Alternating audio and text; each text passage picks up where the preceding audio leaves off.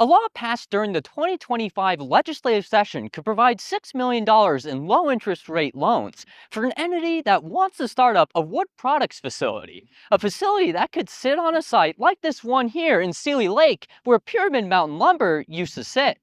So I think the likelihood of somebody coming here, obviously there'd be opportunity at other mills as well, but they really like the ability to source timber from this site. Todd Johnson, owner of the recently closed Pyramid Mountain Lumber, says that the new law would incentivize anyone looking to open a new facility. I think the main designs behind it were so that it would allow somebody to secure a site.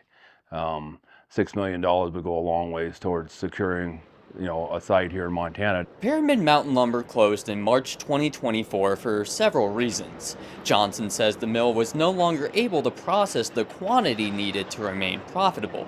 The mill also had a difficult time finding workers, but a new mill could solve that problem. A lot of the newer sawmills are very automated, very streamlined.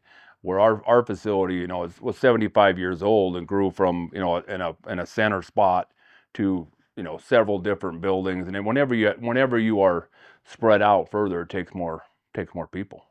And the more streamlined you are, the more one person can do two or three things as well. So it just reduces, there's sawmills out there right now that produce 2 to 3 times what we do with only maybe 25 people in the whole facility. In a statement to MTN, the law sponsor, Montana Representative John Fitzpatrick, a Republican from Anaconda, stated that it's intended to be part of a capital stack.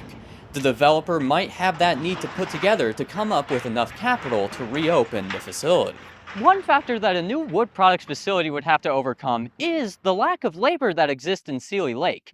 Johnson told MTN, however, that some of those workers that have found other jobs since the mill closed may be interested in coming back to the mill if benefits were offered.